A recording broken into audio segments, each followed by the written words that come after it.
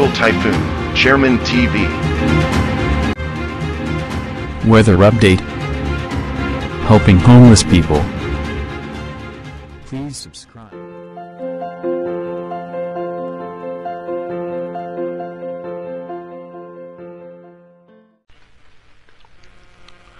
Magandang umaga po. Ito po ang latest update natin ngayong araw, July 30, 2024. Patuloy nga pong umiiral sa ating bansa yung southwest monsoon o yung hanging habagat na patuloy nga pong nakakaapekto sa may parte ng Ilocos Region, Zambales, Metro Manila, natitirang bahagi ng Cordillera, Tarlac, Bataan, Pampanga, Bulacan, Rizal, Cavite, Batangas at Occidental Mindoro. Yung natitirang bahagi naman ng ating bansa ay apektado naman po yan ng localized thunderstorm o yung biglaang pagbuhos ng pagulan na may kasamang pagkulog at pagkidlat.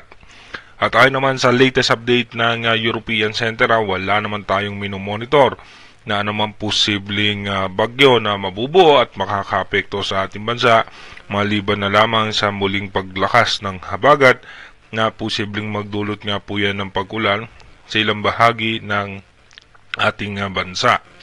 Dito nga po sa rain map animation na inilabas ng European Center, mamayang alas 9 ng umaga, makulimlim ang kaulapan ng Bicol Region, kasama po dyan ng Mindoro Provinces, ito pong northern portion ng Visayas, dito po sa may southern Luzon, dito po sa may western section nga po ng northern Luzon ay asahan din po natin na makulimlim ang kaulapan.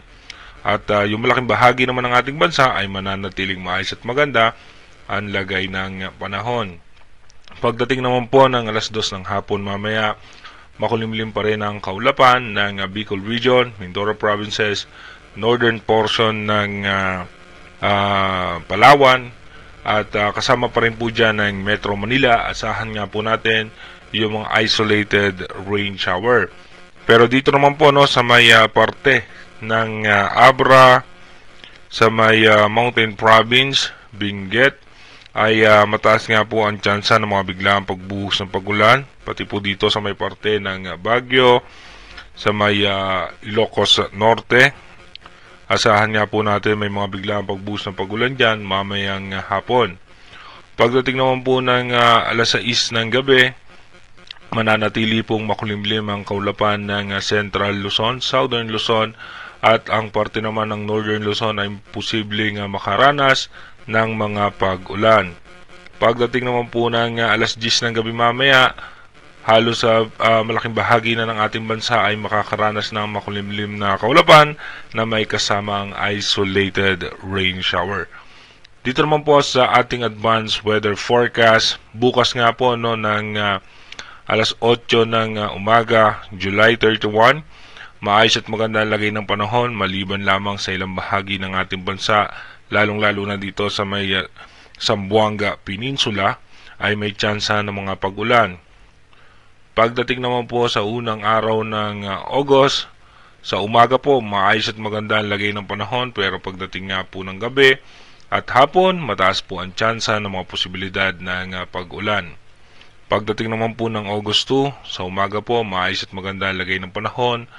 Pagdating nga po ng hapon at ng gabi, mataas pa rin po ang tsansa ng mga pag-ulan. Pagdating po ng August 3, sa umaga ay maayos at maganda pa rin po ang lagay ng panahon. Pagdating po ng hapon, mataas ang mga tsansa ng posibilidad ng pag-ulan dahil po yan sa habagat. Pagdating naman po ng August 4, sa umaga po, maganda pa rin ang lagay ng panahon. Pagdating ng hapon, mataas ang tsansa ng mga pag-ulan. May mga low pressure area nga po tayong mabubuo sa labas ng Philippine Area of Responsibility at meron din nga po sa loob ng ating bansa, pero mababa naman ang mga tsansa nito na maging isang ganap na bagyo ay posible rin pong malusaw kaagad.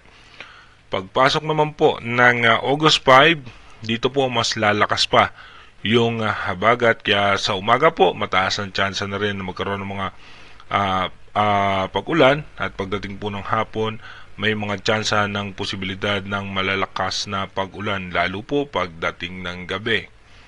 Pagdating naman po ng August 6, sa umaga po, mataas pa rin ang tsansa ng pag-ulan dahil po sa habagat. Pagdating sa hapon, asahan natin sa western section ng Luzon ay mataas ang tsansa ng pag-ulan. Pagdating ng gabi, malaking bahagi ng ating bansa ay posibleng makaranas ng mga biglaang pagbuhos ng pag-ulan.